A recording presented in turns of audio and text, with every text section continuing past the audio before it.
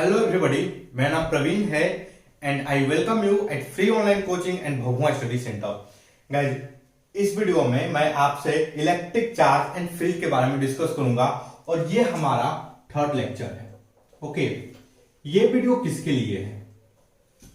ये video basically जो student JEE वगैरह के लिए फोकस कर रहे हैं, नीट वगैरह के लिए, ओके, उनके लिए है। प्लस साथ में मैं बेसिकली कॉन्सेप्ट वाइज ये सभी के लिए है। लेकिन इसमें एक अलग बात यह है कि हम जो एग्जांपल लेंगे, जो भी क्वेश्चन सॉल्व करेंगे, बेसिकली वो एनसीईआरटी के रहेंगे। गाइस, अगर आप मेरे चैनल को फॉलो करते होंगे तो आप एक चीज नोटिस किए होंगे कि मेरे चैनल पे बेसिकली जो जेई वगैरह के लिए जो स्टूडेंट है उनके लिए जो क्वेश्चंस हैं, लाइक हमारे पास एससी वर्मा के जितने भी क्वेश्चंस हैं, सारे क्वेश्चन का सॉल्व वीडियो है।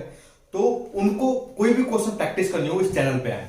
ओके, कॉन्सेप्ट के लिए हम यहां पर सिखाएंगे, लेकिन जो कॉन्सेप्ट के जो क्वेश्चन सॉल्व करेंगे वो बेसिकली एनसीईआरटी के लेंगे। इसका फायदा दो चीज होता है। पहला चीज, एक तो बोर्ड के लिए आप प्रिपेयर हो जाओगे, दूसरा एनसीईआरटी के क्वेश्चन से हम बेसिकली कॉन्सेप्ट को सीखेंगे। ओके, तो देखो, हमारा जो लेक्चर नंबर 2 था उसमें हमने बेसिकली कूलॉम्स लॉ के बारे में डिस्कस किया था और कूलॉम्स लॉ के बारे में मोटा मोटी कुछ बताए थे, जैसे कूलॉम्स लॉ का डायरेक्शन क्या होगा, कैसे होगा। ओके गाइस, देखो, इस वीडियो लेक्चर में मैं बेसिकली कूलॉम्स लॉ के बारे में उसका वेक्टर के रूप में कैसे, मतलब वेक्टोरियल जो फॉर्म होता है, बेसिकली वेक्टर के फॉर्म में हम उसको कैसे इक्वेशन को रिप्रेजेंट करते हैं, हम इसको सीखेंगे, पहली चीज। ओके, दूसरी चीज, हम कुछ क्वेश्चन सॉल्व करेंगे और बेसिकली मैं जो हूं एनसीईआरटी का, देखो एनसीईआरटी का कूलॉम्स लॉ के लिए बहुत सारे क्वेश्चन हैं, तो मैं बेसिकली क्वेश्चन नंबर 1.5 पहले डिस्कस करूंगा। ओके, उसके बाद 1.4। 1.5 में बहुत सारे कॉन्सेप्ट्स हैं सीखने के लिए और उसके बाद हम 1.4 डिस्कस करेंगे। 1.4 भी बहुत स्पेशल क्वेश्चन है एनसीईआरटी का। ओके, एग्जांपल नंबर जो 1.4 है, this is a very special question. ये बताएगा आपको कि कितना ज्यादा होता है जो इलेक्ट्रिक फोर्स होता है चार्ज पार्टिकल के बीच में, वो ग्रेविटेशनल फोर्स के कंपैरिजन में कितना ज्यादा होता है। ओके, चलो, तो हम मतलब अपने टॉपिक की शुरुआत करते हैं। सबसे पहले कूलॉम्स लॉ। तो देखो, कूलॉम्स लॉ बेसिकली क्या कहता है, ये मान लो ये चार्ज है Q1। ओके, दिस इज, ये मान लो कोई पॉइंट चार्ज है, ये this is the point charge, ये Q1 है। ओके, यहां पर कोई दूसरा पॉइंट चार्ज है, दिस इज द Q2। इनके बीच का जो सेपरेशन है वो R है, दिस सेपरेशन, ये R है। तो कूलॉम्स लॉ बेसिकली क्या कहता है कि F जो होगा वो होगा K Q1 Q2 by R का स्क्वायर। ये बेसिकली मैग्नीट्यूड के बारे में बात कर लिए हम यहाँ पे। हम किसके बारे में बात किए? मैग्नीट्यूड के बारे में बात की, इस इक्वेशन से। चलो, यहां पे जो K है, मैंने K के बारे में पिछला वीडियो था उसमें K के बारे में डिस्कस नहीं किया था। K जो है बेसिकली एक कांस्टेंट है।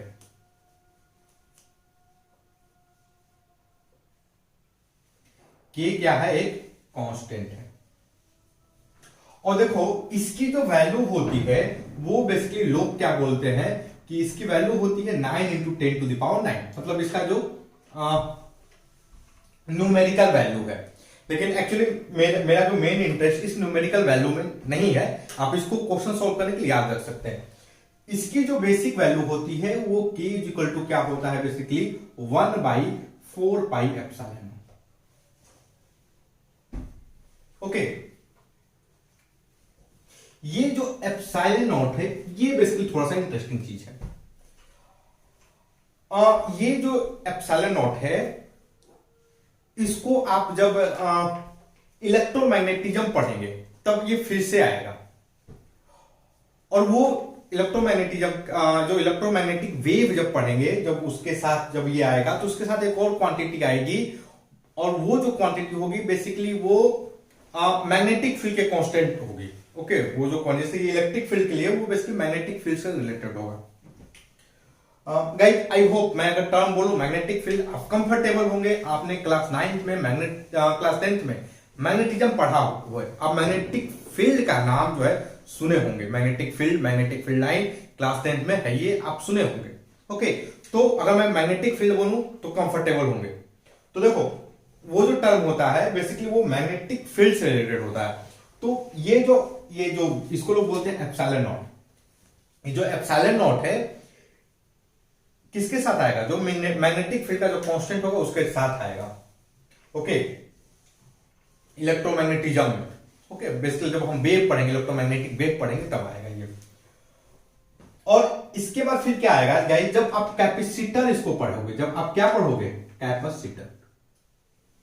ओके, जब आप कैपेसिटर पढ़ोगे तब ये जाकर दोबारा फिर से आएगा ये एप्सिलॉन नॉट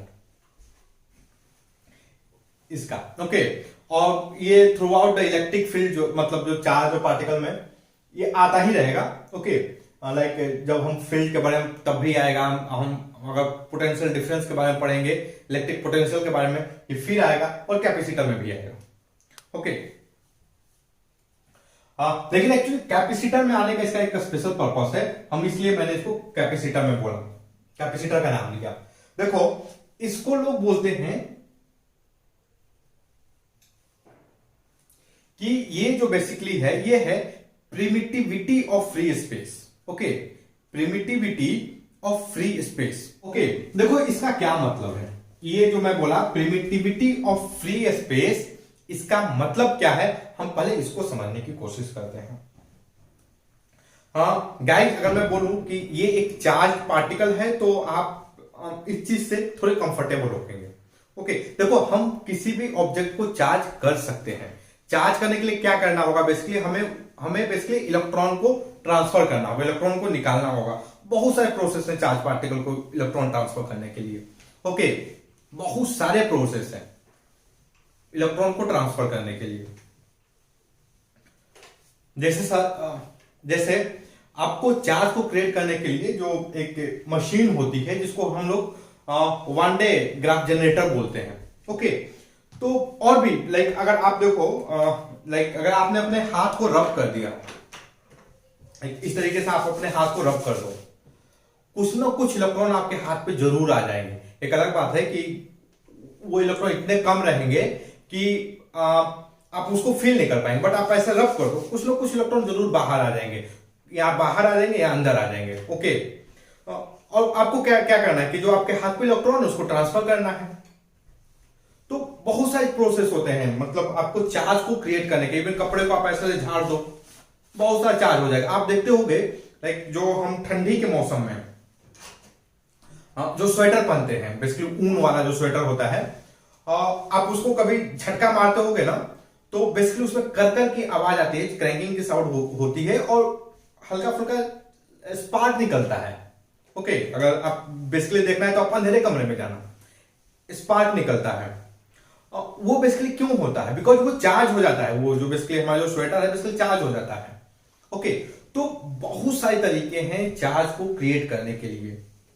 अगर आप क्रिएट करना चाहो तो देखो मैंने क्या बोला था कि आपको क्या चाहिए कि किसी भी तरीके से चार्ज क्रिएट कर लो। ओके, किसी भी तरीके से आप चार्ज क्रिएट कर लो। मान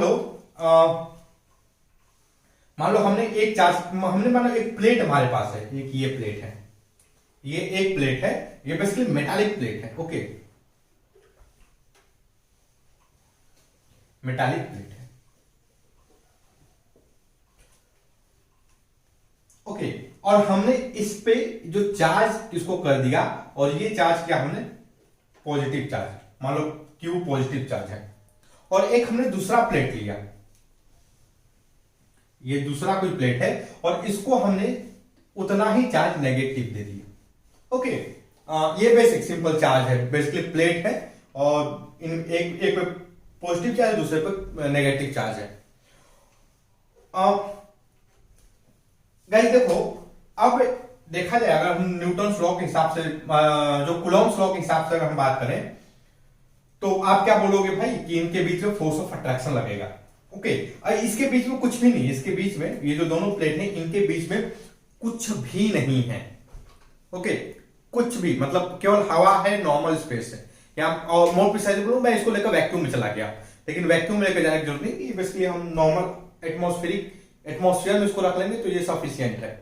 तो इसके बीच में क्या है, केवल नॉर्मल एयर वगैरह है, ये इसी तरीके से रखा हुआ है। ओके, अब अगर आपको कोई बोले कि यहां पे जो इन दोनों के बीच का अट्रैक्शन क्या होगा, अगर ये डिस्टेंस क्या है, वो इनके बीच का जो डिस्टेंस है बहुत ज्यादा है, इनके बीच का जो डिस्टेंस है वो बहुत ज्यादा है compare to their size. Okay, ये डिस्टेंस जो है बहुत ज्यादा है।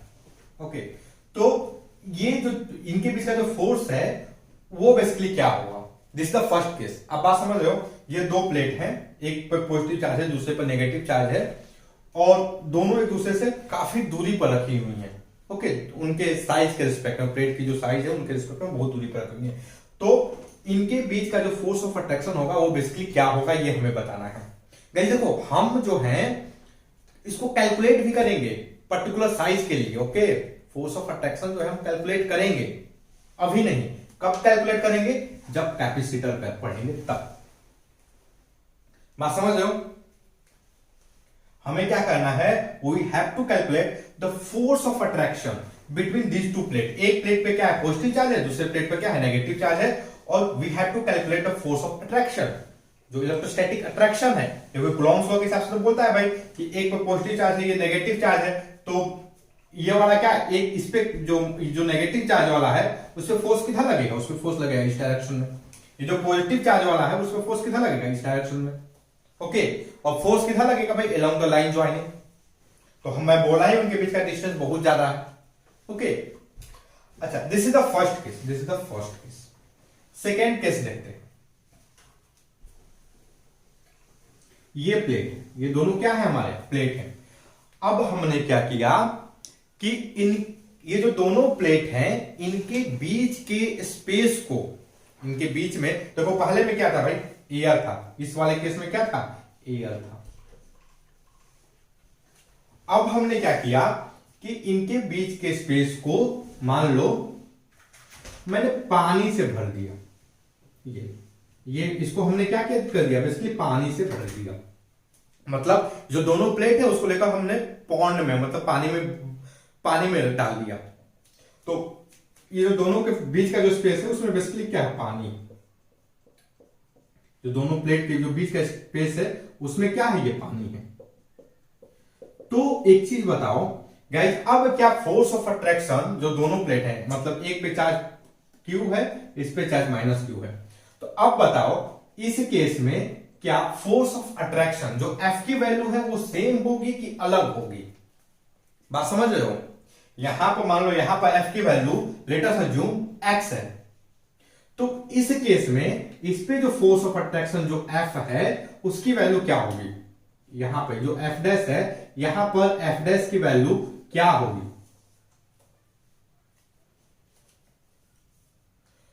तो यहां पर देखो जो एफ डैश की वैल्यू होगी वो डिफरेंट होगी। डिफरेंट क्यों होगी, क्योंकि जो दोनों चार्ज पार्टिकल है, जो दोनों चार्ज ऑब्जेक्ट हैं, उनके बीच का जो स्पेस है वो वही चेंज हो गया। बात समझ रहे हो, space between the charge object has been changed. Okay, ये जो दोनों के बीच का जो स्पेस है वही क्या हो गया, चेंज हो गया। तो एफ डैश की जो वैल्यू है वह भी चेंज हो जाएगी। ओके, तो हम इसीलिए इसको, ये जो एप्सिलॉन नॉट है, इसको हम लोग क्या बोलते हैं, हम लोग इसको क्या बोलते हैं,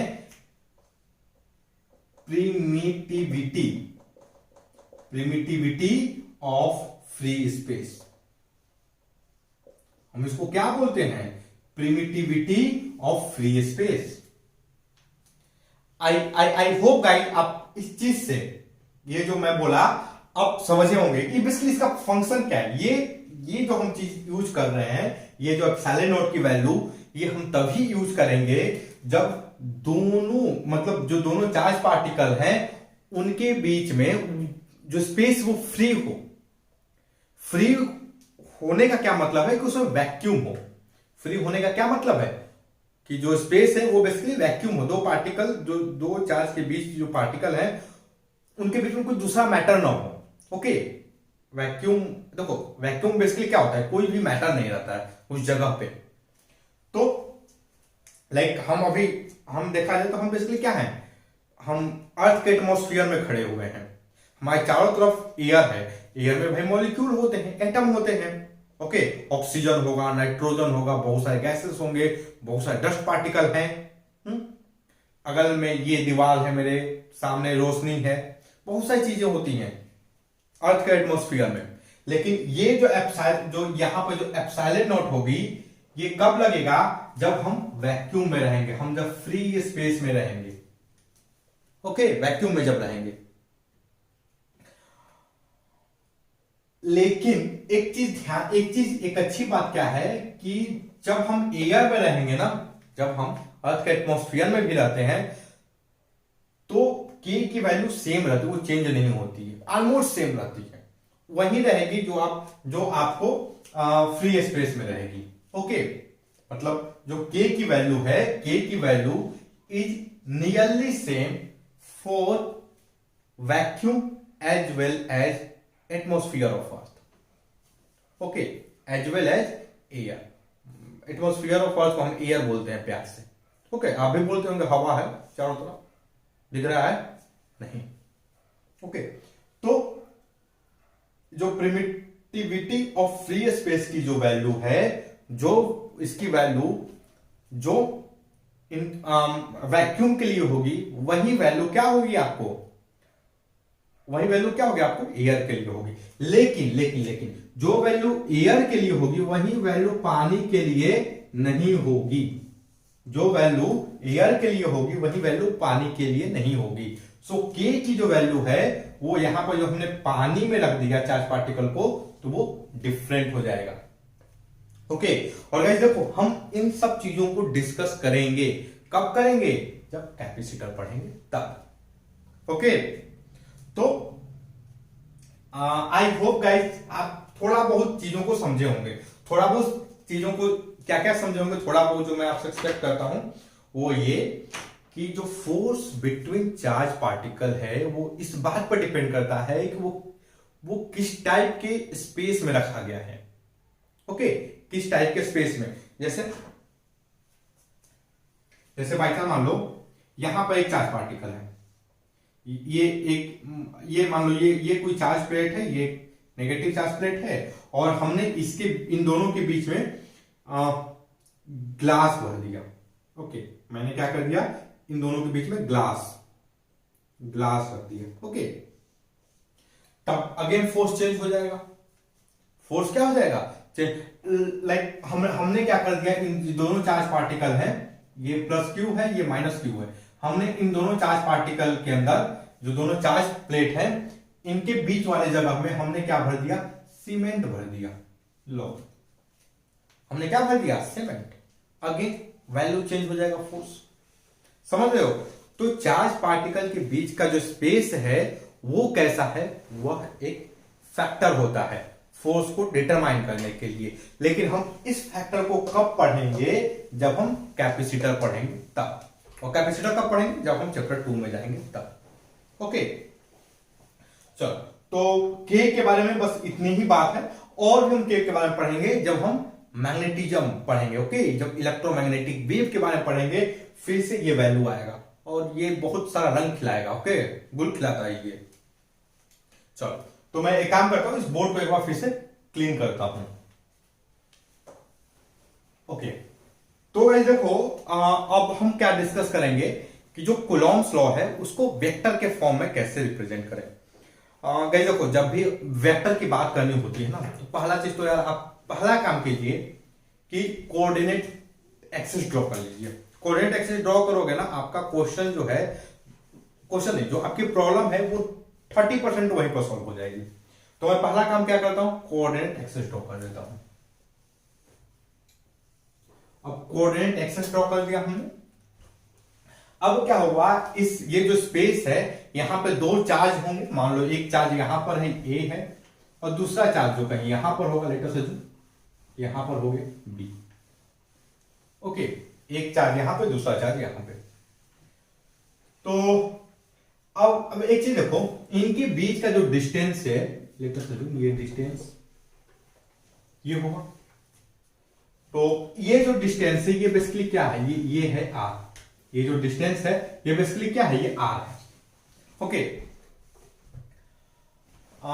चलो, तो देखो फोर्स क्या होगा, जो फोर्स क्या होगा, तो F अगर मैं लिखूं, F इज इक्वल टू, ये स्पेस में मतलब फ्री एटमॉस्फेरिक अर्थ के एटमॉस्फेयर में रखे गए हैं दोनों particle. So force will be basically K, एक कांस्टेंट, और इसकी वैल्यू जो आती है बेसिकली क्या आती है, 9 इंटू 10 टू द पावर 9।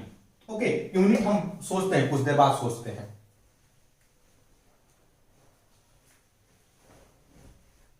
इस पे लेट अस अज्यूम, इस पे जो चार्ज है वो Q1 है, इस पे जो चार्ज है वो Q2 है। So F is equal to K Q1 Q2 divided by R का square. Okay, what is R here, R is the basically distance between the charge particle. Guys देखो, ये जो बेसिकली फोर्स है ये क्या बताता है, ये जो एक्सप्रेशन है ये बेसिकली आपको क्या बताता है, ये मैग्नीट्यूड बताता है, मैग्नीट्यूड। ओके, ये बेसिकली क्या बताता है, मैग्नीट्यूड बताता है। हमें बेसिकली क्या बताना है, हमें बताना है मैग्नीट्यूड के साथ डायरेक्शन भी। अच्छा एक चीज बताओ यार, अगर मैं इसके साथ, अगर मैं इस वेक्टर को फाइंड कर लूं, ये जो वेक्टर क्या होगा, अगर मैं इसको फाइंड कर लेता हूं, तो अगर मैं इस वेक्टर को फाइंड कर लूं तो देखो, ये जो वेक्टर होगा, ये जो पोजीशन वेक्टर होगा, ये जो वेक्टर होगा बेसिकली क्या होगा, आप ध्यान से देखो,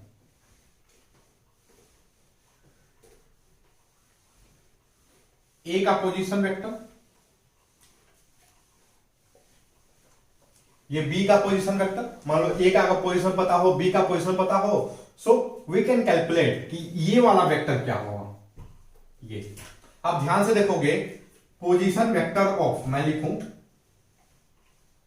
position vector of R A plus, अगर मैं इसको लिखूं वेक्टर आर, कैपिटल लिख देता हूं, plus vector R is equal to position vector of vector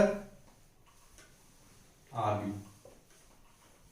okay, so देखो वेक्टर आर जो होगा बेसिकली क्या होगा, vector R is basically R A R B minus R A.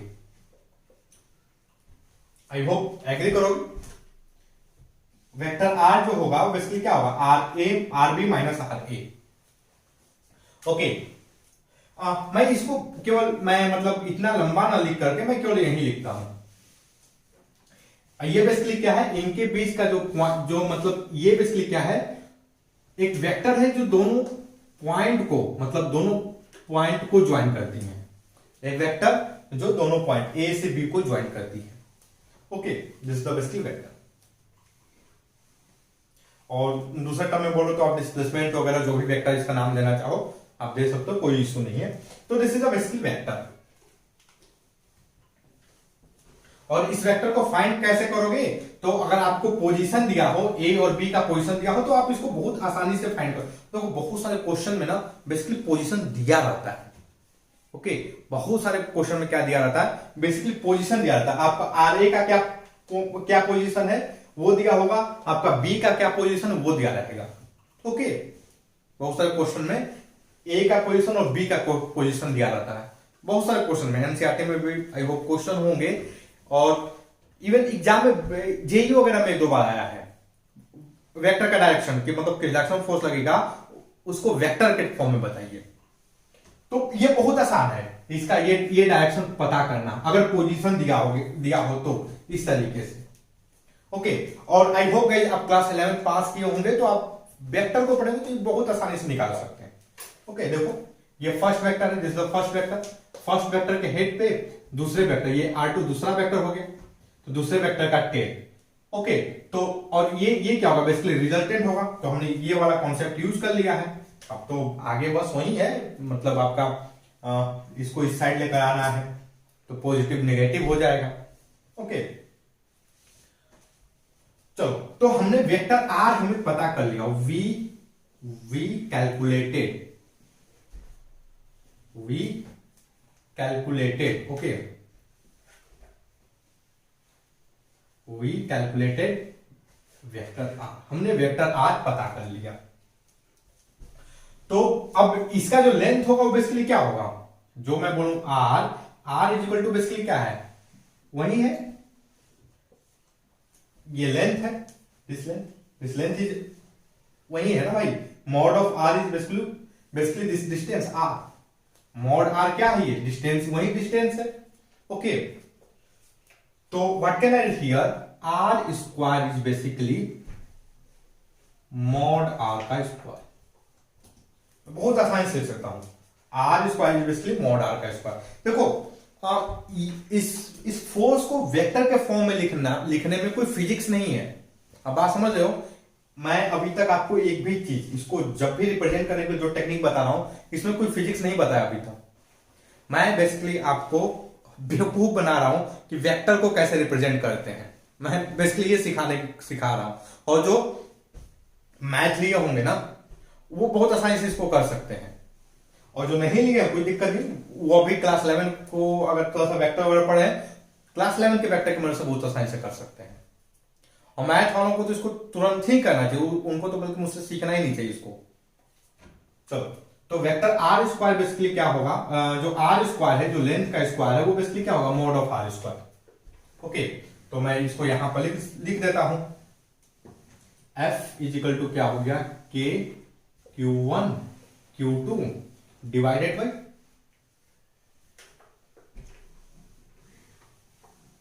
Mod R का square.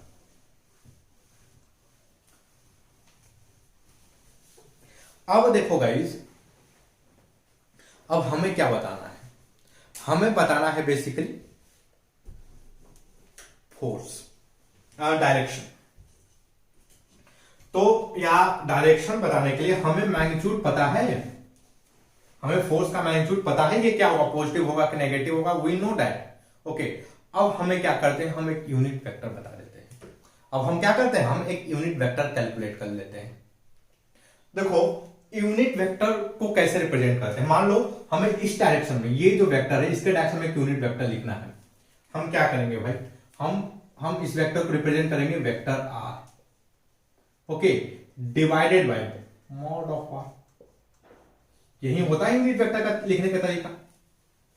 तो हम इसको किससे मल्टीप्लाई करते हैं, एक यूनिट वेक्टर से, so vector R divided by mod,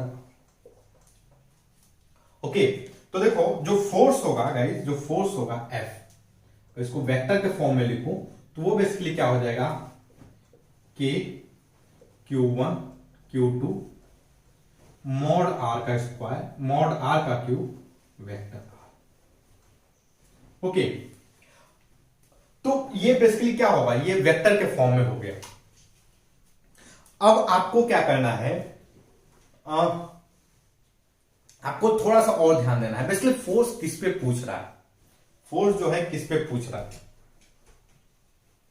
और इसका डायरेक्शन किधर होगा गाइस, इसका सेंस भी होना चाहिए, आपको पता होना चाहिए। जैसे कोई बोले R B minus R A, ये R B minus R A, basically ये वाला डायरेक्शन होगा, basically R B minus R A क्या होगा, ये वाला डायरेक्शन होगा, ओके। अब देखो अगर ये दोनों पॉजिटिव हैं, ये ए भी पॉजिटिव है और बी भी पॉजिटिव है, तो फोर्स किधर होगा भाई, जो फोर्स लगेगा, तो कूलॉम्स लॉ के हिसाब से फोर्स किधर लगता है, line joining A and B. अब line joining A and B तो यही लाइन होगी, ये वाली, ओके। अब एक्चुअली ये पॉजिटिव है, दोनों का साइन क्या है, सेम है, तो अवे फ्रॉम द बी लगेगा, जो फोर्स ऑन ए जो होगा बाय बी वो अवे फ्रॉम द बी होगा, तो कुछ इस डायरेक्शन में होगा। तो आप ध्यान से देखो, ये वाला डायरेक्शन हमने पॉजिटिव लिया है, तो हमारा नेगेटिव डायरेक्शन कहीं इधर होगा, सो वी हैव टू, यहां पर हमें क्या पुट करना पड़ेगा, माइनस साइन पुट करना पड़ेगा, ओके। सिमिलरली अगर हमें बी पे जो फोर्स कैलकुलेट किया जाए, अगर बी पे फोर्स बताना है, बी पे, तो हमें क्या करना पड़ेगा, बी पे अगर फोर्स बताना है तो बी पे फोर्स किधर लगेगा, वो अगेन इसी line joining A and B, इसी लाइन के लॉन्ग लगेगा, लेकिन वो किधर लगेगा भाई, away from the B, away from the A, तो इस डायरेक्शन में लगेगा। ये जो डायरेक्शन इस डायरेक्शन में लगेगा। आई होप आप एग्री करोगे। ओके, तो ये वाला डायरेक्शन क्या होगा, ये वाला डायरेक्शन सेम जो आर का डायरेक्शन हुआ।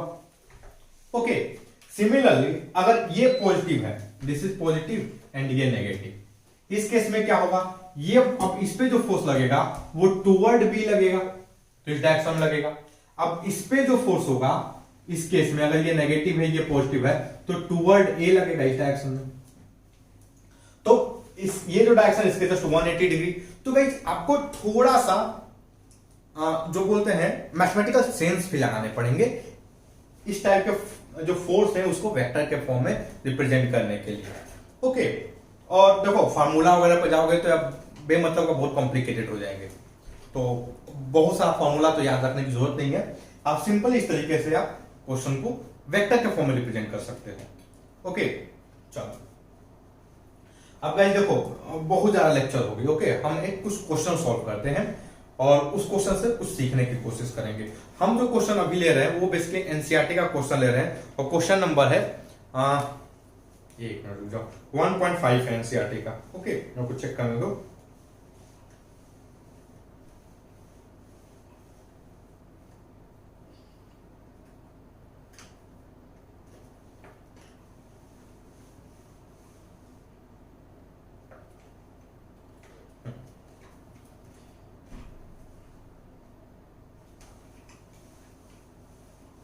हम बेसिकली 1.5 को डिस्कस करेंगे। ओके, मैं एक बार बोर्ड को क्लीन कर लेता हूं, फिर हम इस क्वेश्चन को डिस्कस करते हैं।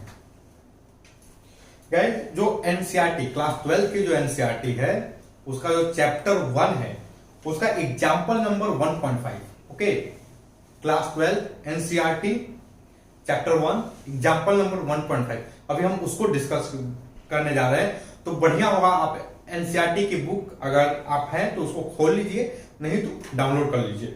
ओके, ये पाठशाला से आप डाउनलोड कर सकते हैं। तो मैं सबसे पहले क्वेश्चन पढ़ लेता हूं। ओके, क्वेश्चन लिखूंगा नहीं, क्वेश्चन पढ़ते हैं।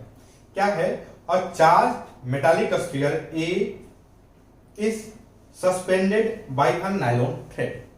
चलो ये देखो यहां पर भी बहुत जबरदस्त इंफॉर्मेशन दिया हुआ है, सस्पेंड किया गया है और नायलॉन थ्रेड के द्वारा। ओके, और जो स्फीयर कैसा वो मेटालिक है। चलो हम एक एक चीज को डिस्कस करेंगे इस क्वेश्चन में, एक एक चीज, एक एक पॉइंट। देखो हमारा मकसद क्या है कि ये जो वीडियो है हमारा वीडियो वो सभी के लिए हो। तो जो लड़के बोर्ड पे फोकस कर रहे हैं, जो पहले बोर्ड पे, तो वो बेसिकली इस क्वेश्चन से बहुत कुछ सीखेंगे, मतलब उनके लिए क्वेश्चन को हेल्पफुल होगा। दूसरा चीज, जो लड़के आपको जेई वगैरह नीट के लिए मतलब टारगेट कर रहे हैं बोर्ड के साथ, उनके लिए इसमें बहुत सारे कंसेप्चुअल इंफॉर्मेशन रहेंगे। ओके, बहुत सारे इस क्वेश्चन के साथ में। तो देखो ये एक स्फीयर है और इसमें मार्क करो ये स्फीयर कैसा है, मेटालिक स्फीयर। गाइस देखो जब आप आगे पढ़ोगे ना, लाइक जब हम फील्ड के बारे में पढ़ेंगे, ओके, और इलेक्ट्रिक फील्ड के और भी क्वेश्चन जब सॉल्व करेंगे, तो हम जो स्फीयर की बात करेंगे बहुत सारी चीजों हम बोलेंगे ये जो है आपका एक नॉन कंडक्टिंग है। ओके, मत यहां मैं बोलूं कि एक इंसुल मेटालिक स्फीयर नहीं है, नॉन मेटालिक स्फीयर है। ओके, नॉन मेटालिक स्फीयर है, नॉन कंडक्टिंग है। तो ये जो स्फीयर है वो बेसिकली मेटालिक स्फीयर है। ये कैसा स्फीयर है, मेटालिक स्फीयर। ओके, चलो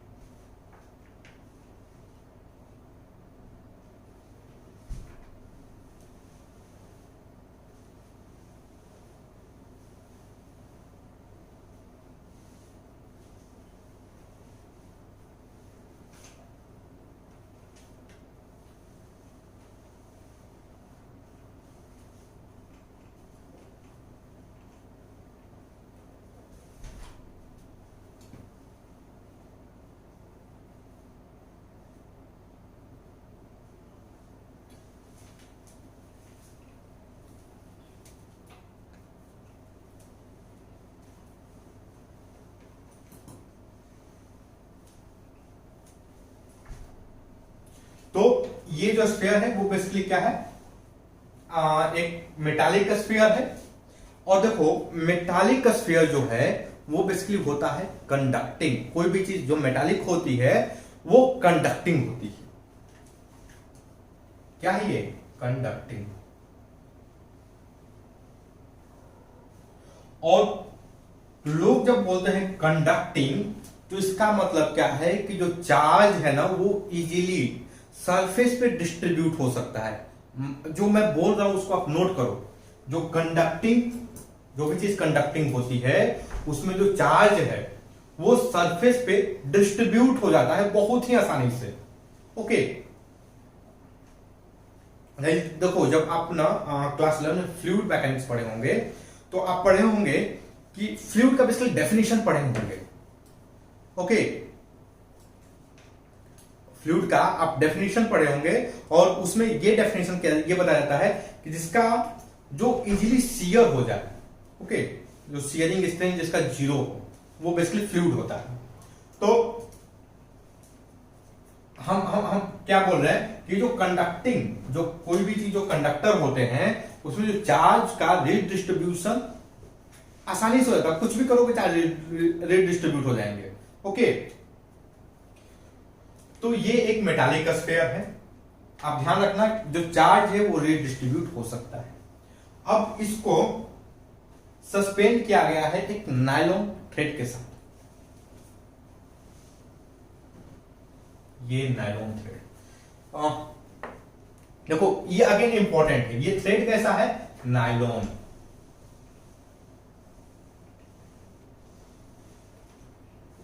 अब एक चीज बताओ, नायलॉन क्या कंडक्टिंग है कि नॉन कंडक्टिंग है? नायलॉन जो होता है वो बेसिकली नॉन कंडक्टिंग होता है। नॉन कंडक्टिंग, नोट करो इसको, नॉन कंडक्टिंग। अगर इसको हम सस्पेंड कर दिया जा रहा था एक वायर के थ्रू, क्वेश्चन टोटली डिफरेंट हो जाएगा। ओके, इसको सस्पेंड कर दिया जाए एक वायर, कंडक्टिंग वायर के थ्रू, तो क्वेश्चन टोटली डिफरेंट। इवन आप एक कॉपर के स्ट्रिप्स इसको क्या कर दीजिए, सस्पेंड कर दीजिए, डिफरेंट। आप इसको आयरन के रॉड से सस्पेंड कर दीजिए, क्वेश्चन टोटली चेंज। ओके, तो ये किससे सस्पेंड किया जा रहा है यह इंपॉर्टेंट है, इसलिए इसको किससे सस्पेंड किया जा रहा है, नायलॉन थ्रेड से। अब नायलॉन थ्रेड से जब सस्पेंड करोगे गाइस तो ये जो चार्ज है ना, ये जो स्फीयर पे जो चार्ज है, देखो जो स्फीयर पे जो चार्ज है वो ट्रांसफर नहीं होगा, चार्ज स्फीयर पर ही रहेगा, वो ये जो थ्रेड के थ्रू ट्रांसफर नहीं होगा।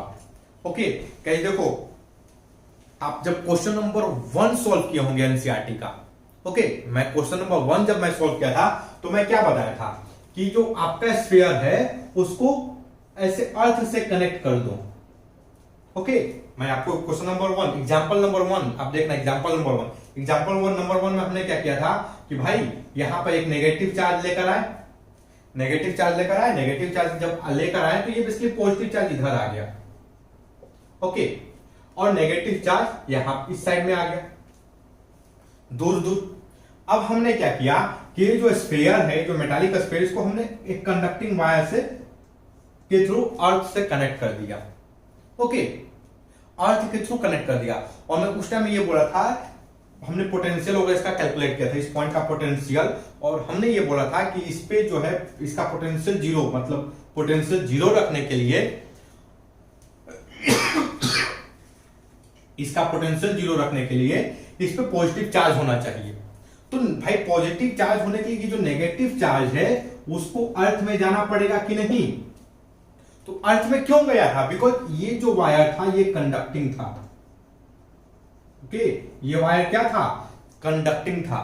तो गाइस देखो इस क्वेश्चन में ये बात नोट कर, this point should be noted, this third is non conducting and it is made up of nylon.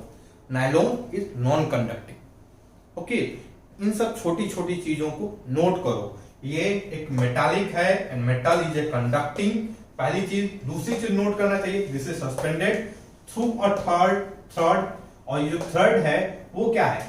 Nylon का है, which is non conducting. Okay, non conducting का मतलब है कि ये जो चार्ज है इस स्फीयर का वो इसी के पास में रहेगा, ये कहीं जाने वाला नहीं है। ओके, तो इस चीज को आप नोट करो। चलो, अब उसके बाद फिर क्या किया जा रहा है कि another charged metallic sphere be held by an insulating hand is brought close to a such that the distance between their center is 10 centimeter। चलो, मैं इसको थोड़ा सा क्लीन कर लूं।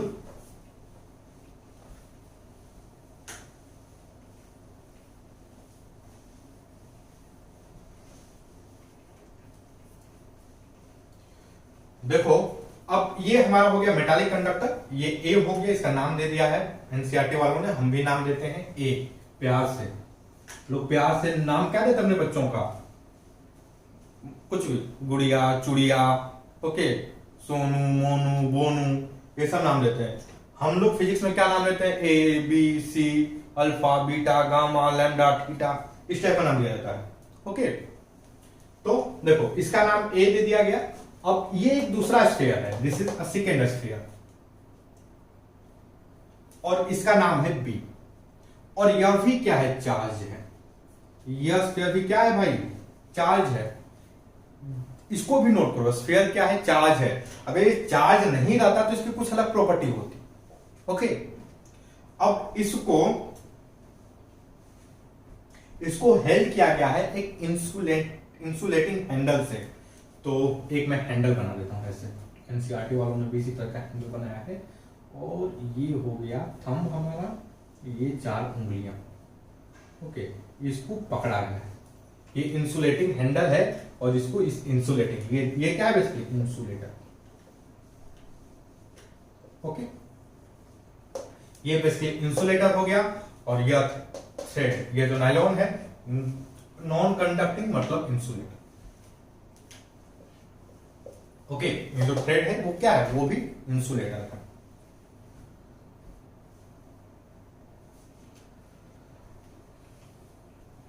अब ये दोनों क्या करते हैं कि ये इन दोनों को पास लाया जाता है, और कितना पास लाया जाता है, इस तरीके से कि इनके सेंटर के बीच का जो डिस्टेंस है वो बेसिकली 10 सेंटीमीटर। ये जो डिस्टेंस है वो क्या है, 10 सेंटीमीटर है। ओके, तो ये अभी तक का फर्स्ट पार्ट का पिक्चर है। दूसरे पार्ट में क्या है, तो इसका फोटो भी दिया गया है एनसीईआरटी में, और ये है 1.7a, फिगर 1.7a फोटो है एनसीईआरटी में, आप देख लेना। चलो, और बोला गया है the resulting repulsion of A is noted. Okay, अब ये दोनों क्या करते हैं, रिपेल करते हैं।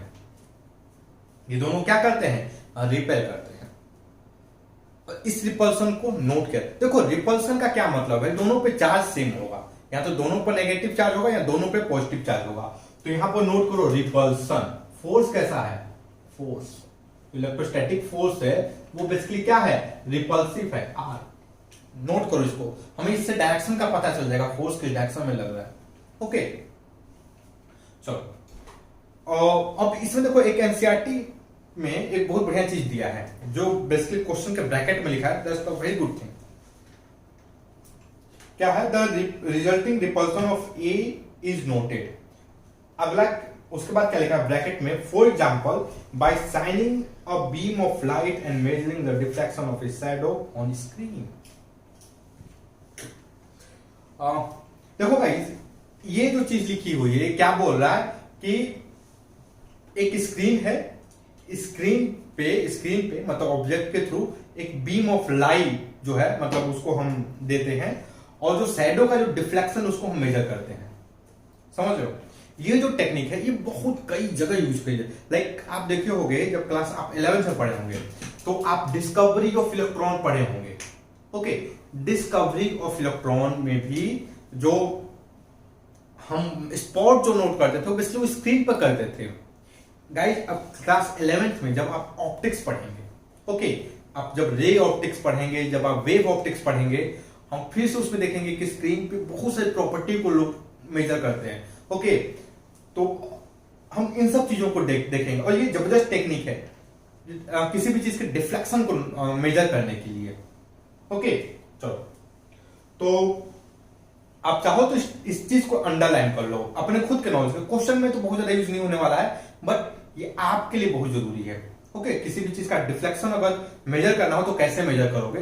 With the help of light you can measure the deflection of any object. Okay, चलो अगला पार्ट, अगला क्या है इंफॉर्मेशन।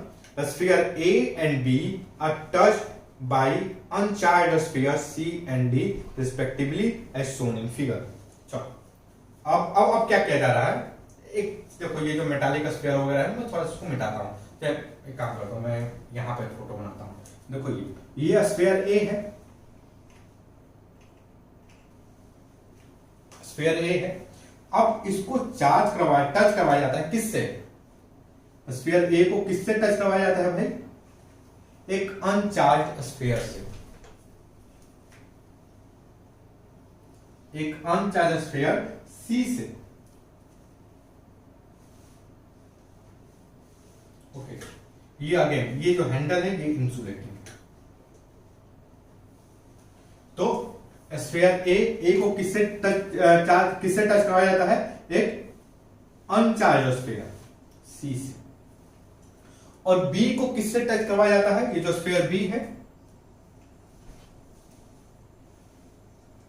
स्फीयर बी को, ये जो बी है, बी को किससे टच करवाया जाता है? एक अनचार्ज स्फीयर डी से।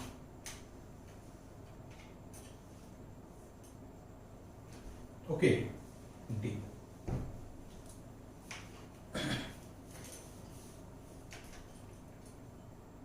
चलो ये अगेन गाइस, ये जो चीज है ये भी बहुत ज्यादा इंपॉर्टेंट हो चुकी है। अब ये जो दोनों चीजें हैं, जो ये जो स्फीयर है, ये बेसिकली क्या है? अनचार्ज्ड है, पहला इंफॉर्मेशन। और दूसरा जो है वो मेटालिक है। ओके, चलो दिया नहीं है तो जो स्फीयर है वो बेसिकली मेटालिक है, अनचार्ज्ड मेटालिक। एनसीईआरटी अगर दे देता तो बढ़िया रहता। ओके,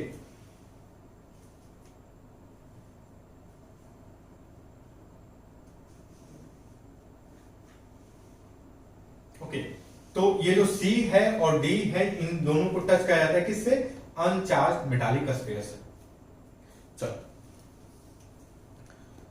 अब उसके बाद फिर क्या करते हैं? C and D are then remove. ऐसा करने के बाद में हम सी और डी को क्या करते हैं? रिमूव कर देते हैं। और ए, ये हो गया ए, और जो बी है, उनके बीच का जो सेपरेशन है वो 5 सेंटीमीटर कर देते हैं। ए और बी, ये बी हो गया, इनके बीच का जो सेपरेशन है वो क्या कर दिया जाता है? 5 सेंटीमीटर। ओके, तो बताना है कि भाई जो फोर्स होगा वो क्या होगा, कैसे होगा।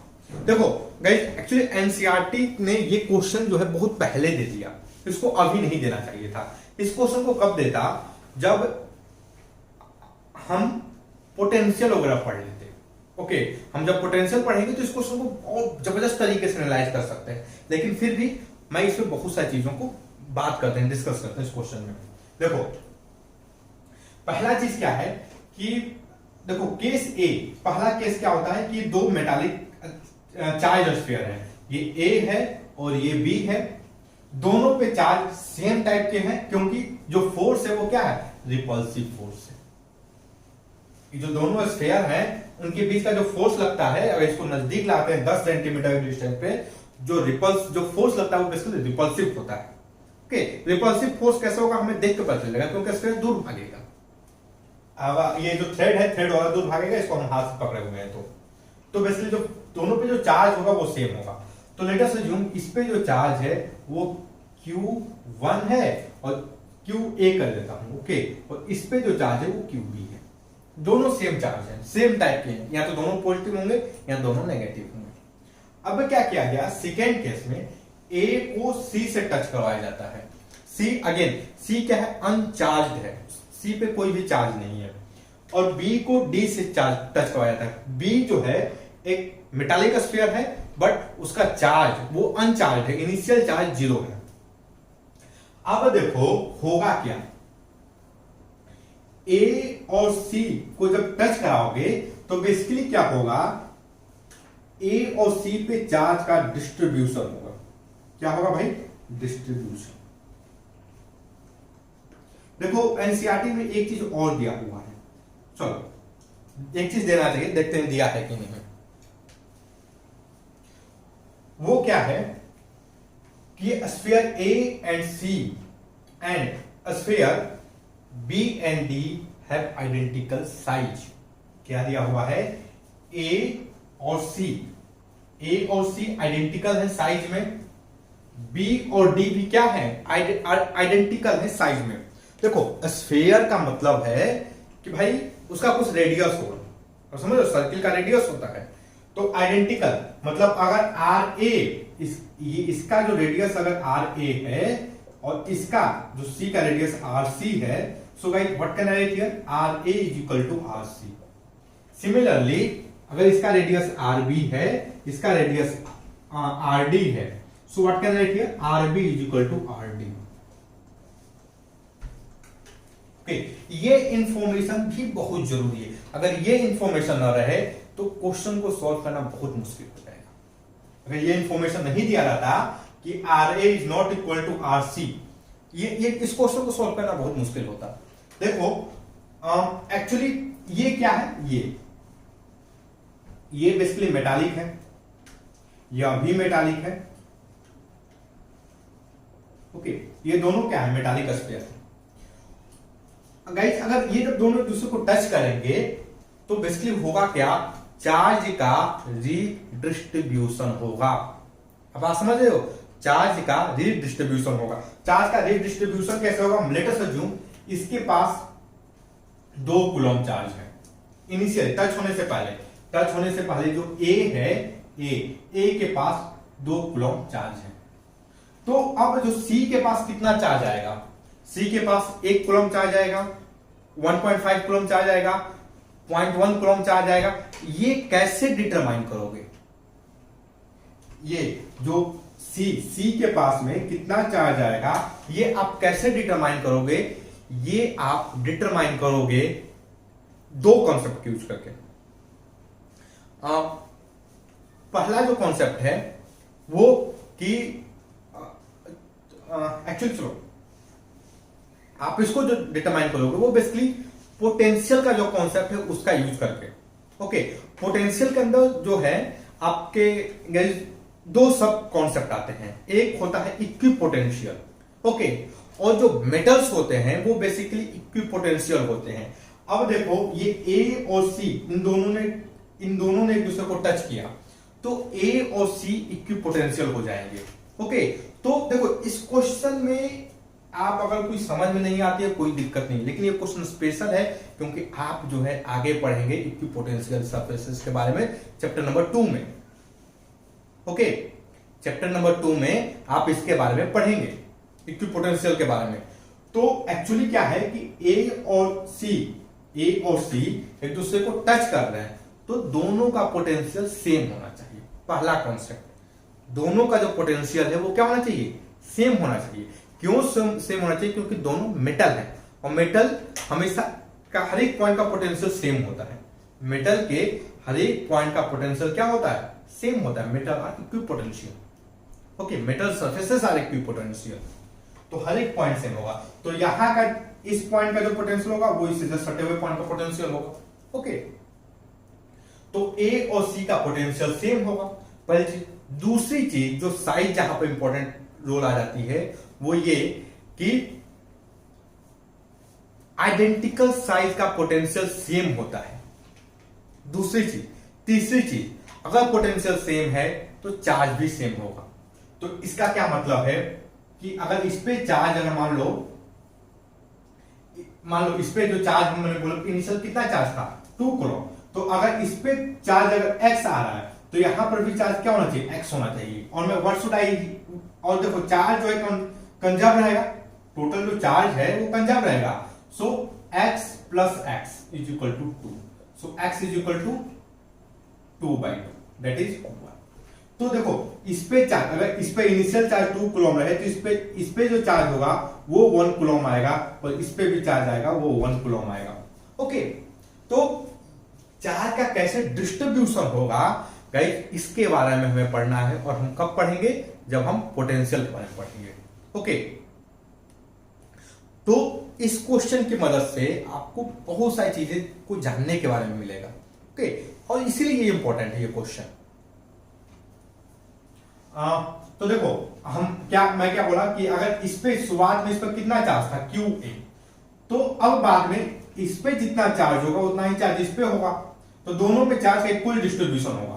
तो और चार्ज कंजर्व भी है, तो इस पे चार्ज आ जाएगा क्यू ए बाई टू, और इस पे चार्ज क्या आ जाएगा Q A by two. Okay, तो टच होने के बाद जब टच ये दोनों करेंगे तो इस पे चार्ज आ जाएगा क्यू ए बाई टू, सी पे भी चार्ज क्या आ जाएगा Q A by to. Similarly अगर मान लो इस पे चार्ज क्यू बी है, इस पे इनिशियल चार्ज कितना था क्यू बी, तो जब टच करेंगे तो इस पे चार्ज आ जाएगा क्यू बी बाई टू, और इस पे भी चार्ज क्या आ जाएगा Q B by two, because ये दोनों भी क्या है, आइडेंटिकल है, R B equal to R D. Okay, ये दोनों भी क्या है, आइडेंटिकल है। तो चार्ज का कैसे डिस्ट्रीब्यूशन होता है इसका नॉलेज आपको होना चाहिए, और मेरे को पता है आपको नहीं पता होगा, लेकिन एनसीईआरटी में क्वेश्चन दिया हुआ है, तो इसको नोट कीजिए और हम आगे इस कॉन्सेप्ट को दोबारा फिर से पढ़ेंगे। ओके, चैप्टर नंबर 2 में चलो, तो देखो अब क्या किया जाता है, अब इन दोनों को हटा दिया जाए, यहां से इसको हटा दिया जाए, यहां से हटा दिया जाए, तो भाई बी वाला चार्ज तो सेम रहने वाला है, हटा दोगे तो क्या होगा, क्यू बी जो बी पे जो चार्ज है, स्क्वायर बी पे जो चार्ज है बी, वो क्या रहेगा भाई क्यू बी बाई टू, और स्फीयर ए पे जो चार्ज है, वो भी क्या होगा Q A by two. Okay, चलो, तो गाइस हमने ये जो क्वेश्चन है, क्वेश्चन को कैसे सॉल्व करना है, क्या क्या अप्रोच है, इसमें क्या क्या चीजें जाननी है, इसकी फिलॉसफी को हमने अभी समझ लिया। ओके, अब हम चलते हैं इस क्वेश्चन को सॉल्व करने। चलो, मैं बोर्ड को एक बार क्लीन करता हूं और हम इस क्वेश्चन को सॉल्व करेंगे।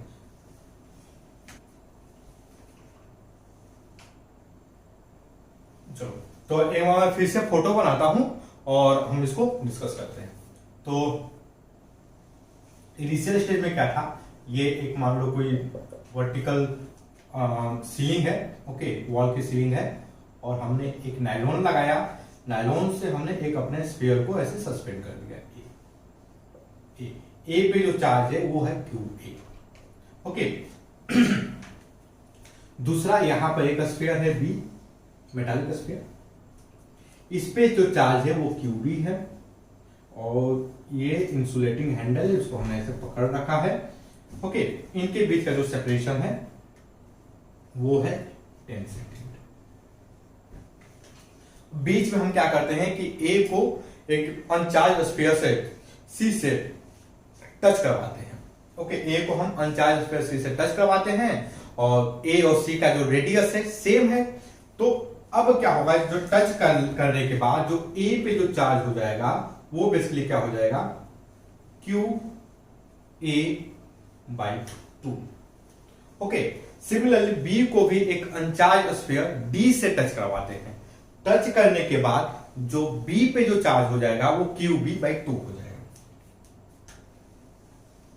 ओके, बी और इस पे जो चार्ज हो जाएगा वो हो जाएगा क्यू बी बाई टू, और ये क्यों होगा इसको हम ऑलरेडी डिस्कस कर चुके हैं। ओके, ये सस्पेंड करवा देते हैं इसको सीलिंग से, ठीक है, हैंडल, और हमने ऐसे पकड़ लिया। अब देखो इस केस में इनके बीच का सेपरेशन क्या था 5 सेंटीमीटर। अब क्या हो जा रहा है, इनके बीच सॉरी इनिशियल सेपरेशन क्या था 10 सेंटीमीटर, अब क्या होगा इसके बीच का सेपरेशन 5 सेंटीमीटर। ओके, तो अब हमें क्या बताना है कि इस केस में, ये जो केस है यहां पर रिपल्सन कितना होगा, रिपल्सिव फोर्स है वो बेसिकली कितना होगा। चलो, तो गाइस सबसे पहले मैं कूलॉम्स लॉ, फर्स्ट केस के लिए कूलॉम्स लॉ लगाता हूं। केस 1, या मैं बोलूं सीन 1 बेसिकली लिखना चाहिए, केस 1 भी लिख दो। केस 1 मतलब ऐसा लगता है जैसे हम जासूस वगैरह बन गए हैं। ओके, जेम्स बॉन्ड बेसिकली बन चुके हैं। तो केस 1 क्या होगा, F A, sorry F is equal to basically क्या होगा, एफ ए लिखने का मतलब नहीं है। ओके, ये क्या होगा के क्यू QB डिवाइडेड बाई एक K डैश करता हूं, कुछ यूनिट 10 सेंटीमीटर है ना, तो मैं 10 का स्क्वायर करता हूं और इसको K डैश कर देता हूं, सेंटीमीटर में कन्वर्ट कर लेंगे उसको, ठीक ना। तो ये बेसिकली क्या हो जाएगा, K dash QA QB by 100। Okay ना, इस केस में बात करते हैं, यहां पर ध्यान से देखते हैं गाइस, F डैश हो गया, लेट अस अज्यूम इनके बीच का जो फोर्स है वो F डैश हो गया। सो जो मतलब रिपल्सिव फोर्स है, क्वेश्चन में दिया है कि मतलब रिपेल कर रहे हैं, क्वेश्चन में पढ़ोगे तब देखोगे ए जो है वो रिपेल कर रहा है, रिपल्सन हम उसको मेजर भी करते हैं कितना रिपल्सन हुआ है, ओके, लाइट बीम की मदद से, जो हमने इसको डिस्कस भी किया है, इसको बताया भी गया कि कितना इंपॉर्टेंट कॉन्सेप्ट है ये स्क्रीन वाला। चलो, तो एफ डैश बेसिकली क्या होगा, के डैश, एक्चुअली के ना यूज करके क्योंकि सेंटीमीटर में है, Q A by 2 Q B by 2 divided by 5 का स्क्वायर। सो गाइस ध्यान से देखो क्या हो जाएगा, ये भी हो जाएगा K dash Q A Q B 4 into 20, that will be K dash Q A Q B 500। Okay, तो भाई अगर आप एक चीज नोटिस करोगे तो ये जो चीज है और ये दोनों में सेम आ रही है, इसका मतलब क्या है, F dash is equal to F, मतलब दोनों में जो रिपल्सन होगा वो सेम होगा। ओके, तो गाइस आई होप कि ये जो हमारा वीडियो लेक्चर है वो आपके स्टडी में हेल्पफुल होगा। And guys, if you like my video, then don't forget to subscribe my YouTube channel, Free Online Coaching and Bhagwan Study Center. Thank you for watching. Have a nice day.